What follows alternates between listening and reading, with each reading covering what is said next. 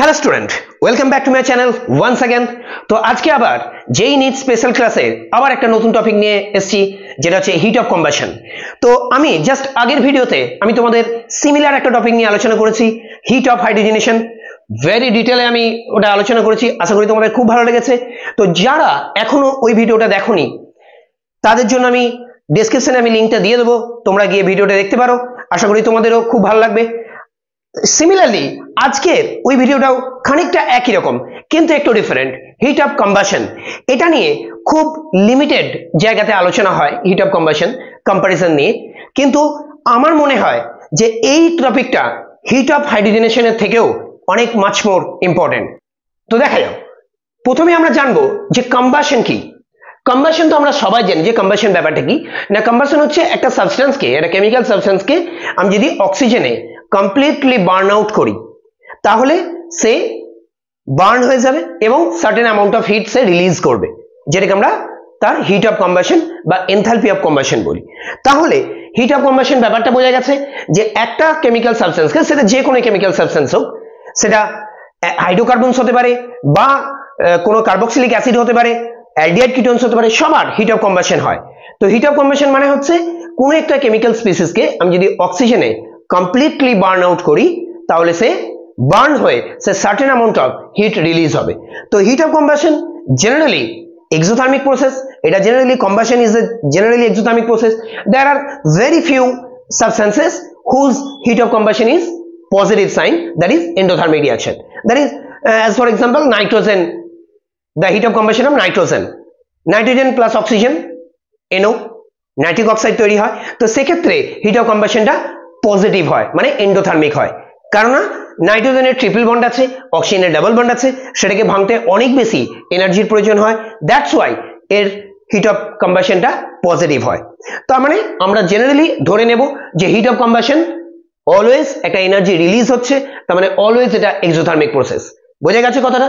তো আমরা hit of combustion generally বের করি অ্যালকেনস এর ক্ষেত্রে, জেনারেলি, কিন্তু সবার ক্ষেত্রে বের করা যায়। আমরা সবার কম্পারিজন দেখব যে কোন কোন কম্পাউন্ডের ক্ষেত্রে আমরা হিট অফ কম্বাশন কম্পারিজন করব বা কোন কোন ফ্যাক্টরের উপর ডিপেন্ড করে, সবই দেখব। তো আমরা জেনারেলি অ্যালকেনস এর ক্ষেত্রে আমরা হিট অফ কম্বাশন বের করা হয়, ভালো করে মনে রাখবে অ্যালকেনস এর ক্ষেত্রে। তো আমরা সবাই জানি যে অ্যালকেনদের জেনারেল ফর্মুলা কি, CnH2n+2, এটা অ্যালকেনদের জেনারেল ফর্মুলা। তো প্লাস এর একটা জেনারেল ফর্মুলা আছে, general equation 3n+1/2 into O2, সেখান থেকে হচ্ছে NCO2 প্লাস n+1H2O প্লাস একটা certain amount of hit will be released. এই হিটটাকেই আমরা বলছি hit of combustion, hit of combustion. বুঝে গেছে? তার মানে এটা ডেল্টা এইচ সি নট দিয়ে ডিনোট করা হয়, এবং এটা যেহেতু এক্সোথার্মিক প্রসেস তাই এর সাইনটা নেগেটিভ হবে। তার মানে কার হিট অফ কম্বাশন বেশি হবে কার কম হবে আমরা শুধু এটার ম্যাগনিটিউড দিয়ে কম্প্যারিজন করব, সাইনে যাবে না। নেগেটিভ সাইন জাস্ট একটা সিগনিফিকেটরি সাইন, যেটা বোঝাচ্ছে যে energy is getting released, energy release হচ্ছে। কথাটা বোঝা গেল? তার মানে যার ম্যাগনিটিউডটা যত বেশি হবে তার হিট অফ কম্বাশন তত বেশি। তো এটা হচ্ছে অ্যালকেনদের জেনারেল কম্বাশনের ইকুয়েশন। তো আশা করি তোমাদের মনে রাখতে অসুবিধা হবে না। তো এবার আমরা দেখব যে এই অ্যালকেনস এর ক্ষেত্রে বা কোন হাইড্রোকার্বনের ক্ষেত্রে হিট অফ কম্বাশনটা কোন ফ্যাক্টরের উপর ডিপেন্ড করে। তো হিট অফ কম্বাশন বা আমি লিখছি delta C not depends on কোন কোন ফ্যাক্টরের উপর ডিপেন্ড করে, আমরা প্রথমে অ্যালকেনস এর ক্ষেত্রে দেখব। তো এটা ডাইরেক্টলি প্রপোর্শনাল, এক number hit of combustion value is directly proportional to number of carbon atoms. প্রথমেই আমরা দেখব নাম্বার অফ কার্বন অ্যাটমস, যার কার্বন অ্যাটমের সংখ্যা বেশি হবে তার হিট অফ কম্বাশন তত বেশি হবে, কারণ কার্বনটা অক্সিজেনের সঙ্গে বার্ন হয়ে কি হয়, কার্বন ডাই অক্সাইড তৈরি করে। তো যার কার্বনের সংখ্যা বেশি হবে তার heat of combustion value always বেশি হবে। 2 নাম্বার আমরা দেখব, যখন দেখব যে কার্বন সংখ্যা সমান, বিভিন্ন অ্যালকেনদের ক্ষেত্রে আমরা যখন কম্পারিজন করব, যখন দেখব কার্বন সংখ্যা সমান, তখন তার মানে আইসোমেরিক অ্যালকেনদের ক্ষেত্রে ইজ ডাইরেক্টলি প্রপোর্শনাল টু বা ইনভার্সলি প্রপোর্শনাল টু আমরা বলতে পারি 1 বাই ব্রাঞ্চিং। তো ব্রাঞ্চিং যত বাড়বে তার হিট অফ কম্বাসন ভ্যালু কিন্তু তত কম হবে। এটা কাদের জন্য? এটা আইসোমেরিক অ্যালকেনসদের জন্য, আইসোমেরিক অ্যালকেনদের জন্য, তার মানে যাদের মলিকুলার ফর্মুলা সেম, তার মানে নাম্বার অফ কার্বন অ্যাটমটা আমি সেম পাবো, নাম্বার অফ কার্বন অ্যাটমটা আমি সেম পাবো, তার মানে নাম্বার অফ কার্বন অ্যাটম আমরা যখন সেম পাচ্ছি, আমি বারবার বলছি এটা কিন্তু অ্যালকেনদের জন্য, সাইক্লো অ্যালকেনদের জন্য নয়। তার মানে যত ব্রাঞ্চিং বাড়বে তার হিট অফ কম্বাসন কিন্তু কমে যাবে, কেননা ব্রাঞ্চিং বাড়লে তার সেই অ্যালকেনদের স্টেবিলিটি বেড়ে যায়। কথাটা বুঝে গেল? তার মানে এই দুটো হচ্ছে অ্যালকেনদের মেইন টপিক। তাহলে ব্রাঞ্চিং, তার মানে প্রথমেই আমি দেখবো তার নাম্বার অফ কার্বন অ্যাটম, যে অ্যালকেনদের কার্বন অ্যাটমের সংখ্যা বেশি হবে তার হিট অফ কম্বাসন অলওয়েজ বেশি হবে। এবার আইসোমেরিক অ্যালকেনদের ক্ষেত্রে আমরা দেখবো যে তার ব্রাঞ্চিং যদি বেড়ে যায়, অ্যালকাইল ব্রাঞ্চিং যদি বেড়ে যায়, তার হিট অফ কম্বাসন কিন্তু কম হবে। যেমন আমি একটা এক্সাম্পল দিচ্ছি, দেখো আমি একটা এক্সাম্পল দিচ্ছি। যেমন ধরো সব থেকে ছোট অ্যালকেন মিথেন, তার মানে মিথেনের হিট অফ কম্বাসন ভ্যালু সব থেকে কম হবে, ইথেনের তার থেকে বেশি হবে, প্রোপেনের তার থেকে বেশি হবে কারণ কার্বন সংখ্যাটা ইনক্রিজ করছে, বিউটেনের তার থেকে বেশি হবে, পেন্টেনের তার থেকেও বেশি হবে। এটা hit of combustion value order. তার মানে যেহেতু এখানে কার্বন সংখ্যা আস্তে আস্তে বাড়ছে, তার মানে হিট অফ কম্বাসন ভ্যালুও কিন্তু বাড়তে থাকবে। এবার আমি দেখছি, ধরো আমি এক নাম্বার, এই যে এক নাম্বার এটার এক্সাম্পল দিলাম, এবার এই 2 নাম্বারটা যদি এক্সাম্পল দিই, তাহলে ধরে নাও C5H12, তার মানে এটা পেন্টেনের ফর্মুলা। তো এর 3টে আইসোমার আছে আমরা সবাই জানি, একটা normal pentane CH3, normal CH2, CH2, CH2, CH3, এটাকে বলছি আমরা নর্মাল পেন্টেন। নর্মাল মানে স্ট্রেট চেন, এর কোনো ব্রাঞ্চিং নেই। তো এর আরেকটা হতে পারে যেটাকে আমরা আইসোবিউটেন বলি, CH3CH, CH3, CH2, CH3, এটাকে আমরা 2 মিথাইল বিউটেন বা আইসো পেন্টেন বলি। সরি, আমি বিউটেন বললাম সম্ভবত, তো আইসো পেন্টেন বলি আমরা এটাকে। কথাটা বুঝে গেল? আরেকটা হতে পারে যে নিওপেন্টেন, দিস, এটাকে বলছি আমরা 2,2 ডাইমিথাইল প্রোপেন অর নিওপেন্টেন। ক্লিয়ার? তো দেখো এদের সবার ক্ষেত্রে কিন্তু কার্বন সংখ্যাটা সমান, হাইড্রোজেন সংখ্যা সমান। তার মানে এবার আমরা দেখব যে এদের মধ্যে আমি কি বললাম, সেকেন্ড টপিকটায় আসবো, যে যত ব্রাঞ্চিং বাড়বে তার হিট অফ কম্বাসন ভ্যালু কিন্তু কম হবে। তার মানে এই তিনটের মধ্যে আমরা যদি কম্পেয়ার করি, এটা একদম স্ট্রেট অ্যালকেন, কোনো ব্রাঞ্চিং নেই, এটার একটা ব্রাঞ্চিং আছে, এর দুটো ব্রাঞ্চিং আছে, তার মানে এর ব্রাঞ্চিং এর সংখ্যা সব থেকে বেশি, তার মানে এর হিট অফ কম্বাসন ভ্যালু সব থেকে কম হবে।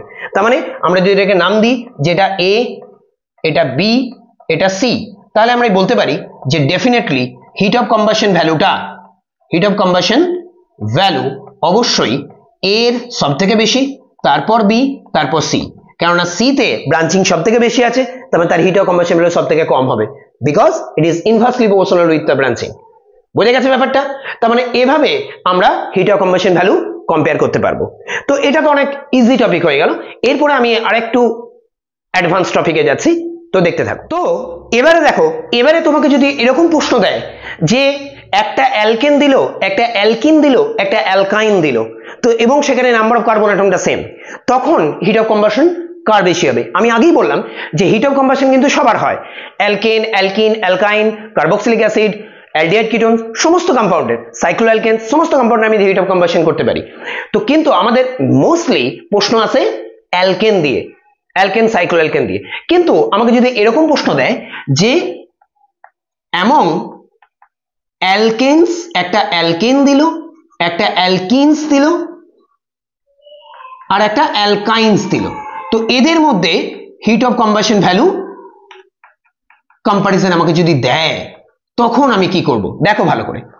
তো প্রথমেই বলে রাখি, একই টপিক একই অ্যাপ্লাই হবে, যে হিট অফ কম্বাসন ভ্যালুটা ডিপেন্ড করে, আমি আগেই বললাম যে directly proportional to number of carbon atoms, mainly carbon অ্যাটমের উপর ডিপেন্ড করে। তো কার্বন অ্যাটমস যদি বেশি হয় তার হিট অফ কম্বাসন বেশি হবে। কিন্তু আমাকে যদি এরকম দেয় যে অ্যালকেন অ্যালকিন অ্যালকাইনের মধ্যে সবার কার্বন অ্যাটমটা সেম। যেমন ধরো আমি এক্সাম্পল হিসেবে নিলাম, ধরো তোমাকে ইথেন দিল, ইথিন দিল আর ইথাইন দিল, তো সবার মধ্যেই কার্বন সংখ্যাটা কি ইকুয়াল। তার মানে এর ফর্মুলা হচ্ছে C2H6, এর ফর্মুলা আমরা জানি C2H4, এর ফর্মুলা C2H2। তো এদের মধ্যে আমি তখন হিট অফ কম্বাশন কি করে কম্প্যারিজন করব। তো প্রথমেই বলি, যখন কার্বন অ্যাটমটা সেম হয়ে যাবে বা এরকম ডিফারেন্ট হোমোলোগাস সিরিজের কম্পাউন্ড দেবে, তখন আরেকটা আমাদের হিট অফ কম্বাশনের ফ্যাক্টর আসবে, যে heat of combustion is directly proportional to number of hydrogen atoms. যার হাইড্রোজেন অ্যাটমস বেশি থাকবে তার হিট অফ কম্বাশন বেশি হবে। কেননা কার্বন মানে কম্বাশন হয়ে বা অক্সিজেনের সঙ্গে বার্ন হয়ে কার্বন ডাইঅক্সাইড তৈরি করে, হাইড্রোজেনও অক্সিজেনের সঙ্গে বার্ন হয়ে ওয়াটার তৈরি করে বা ওয়াটার ভেপার তৈরি করে। তার মানে যার হাইড্রোজেন অ্যাটমের সংখ্যা বেশি হবে তার হিট অফ কম্বাশনও কিন্তু বেশি হবে। তার মানে আমরা ইজিলি বলতে পারবো যে ইথেন, ইথিন এবং ইথাইনের মধ্যে হাইড্রোজেন এখানে সব থেকে বেশি আছে, 6টা হাইড্রোজেন, এখানে 4টে হাইড্রোজেন, এখানে 2টো হাইড্রোজেন। তার মানে আমরা ডেফিনেটলি বলতে পারবো যে হিট অফ কম্বাশন ভ্যালু কার বেশি হবে, ইথেনের সব থেকে বেশি হবে, কেননা ওর হাইড্রোজেন অ্যাটম মোর, তারপরে হচ্ছে ইথিন, তারপরে ইথাইন। তো তার মানে তোমাকে যদি এরকম প্রবলেম দেয় তাহলে তুমি করতে পারবে hit of combustion value compare করতে পারবে, যে অ্যালকেন, অ্যালকিন এবং অ্যালকাইনদের মধ্যে কম্পারিজন করে দেখবো যে আমাদের কার হাইড্রোজেন অ্যাটমের সংখ্যা বেশি থাকবে তার হিট অফ কম্বাশন বেশি হবে। এবার এখানে আমরা যদি শুধুমাত্র, আমরা অ্যালকেনদের ক্ষেত্রে দেখলাম, এবার শুধুমাত্র যদি আমাকে অ্যালকিন এবং অ্যালকাইনদের মধ্যে কম্পারিজনটা দেয়, অ্যালকিনস বা অ্যালকাইন্সদের মধ্যে অর অ্যালকাইন্সদের মধ্যে, অ্যালকিন এবং অ্যালকাইনদের মধ্যে দিলে তো আমরা করতে পারবো অ্যালকিনের বেশি হবে। অ্যালকিনস অর অ্যালকাইন্সদের মধ্যে আমরা যদি কম্পারিজনটা দেয়, তো প্রথমেই আমি দেখব যে এই টপিকটা কিন্তু, এইটা কিন্তু সবার ক্ষেত্রে একই, এইটা কিন্তু ইউনিভার্সাল, এটা কিন্তু সবার ক্ষেত্রে একই ইউনিভার্সাল ফ্যাক্টর।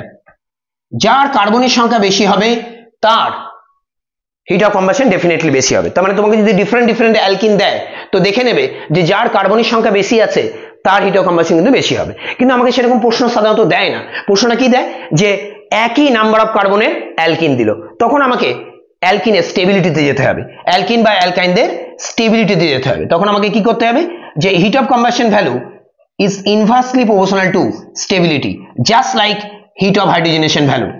আমরা আগের টপিকে যেটা বলেছিলাম হিট অফ হাইড্রোজেনেশন ভ্যালু, যে অ্যালকিনের স্টেবিলিটি যত বেশি হবে সেই অ্যালকিনের হিট অফ হাইড্রোজেনেশন ভ্যালু তত কম হবে, তার মানে তার হিট অফ কম্বাশন ভ্যালু কিন্তু তত কম হবে। কথাটা বোঝা গেছে? তার মানে তখন আমরা স্টেবিলিটিতে যাব।